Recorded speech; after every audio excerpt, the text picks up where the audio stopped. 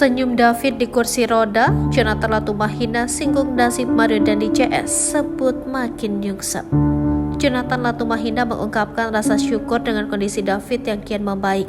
Diketahui jika kini David semakin kuat dan perlahan pulih usai mengalami koma usai dianiaya Mario Dandi, anak mantan pejabat pajak Rafael Aluntri Sambodo.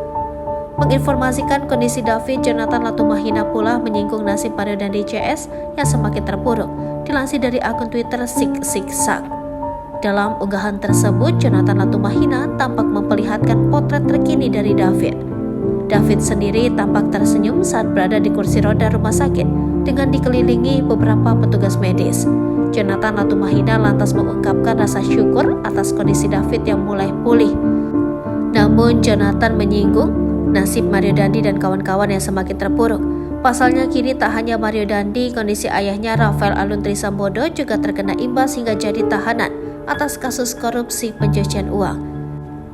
Sementara itu diketahui kondisi David Ozora didiagnosis cedera otak parah akibat penganiayaan Mario Dandi. Meski kini kondisi yang mulai membaik usai 42 hari di ruang ICU, namun David disebut butuh proses pemulihan yang sangat panjang. Kabar tersebut diungkap dalam Instagram sang musisi ADMS yang mengunggah momen David Ozora tengah terapi jalan.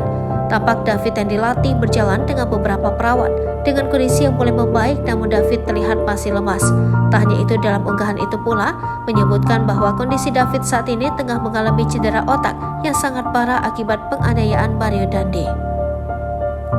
Bahwa saya harus lebih memilih mendampingi anak saya.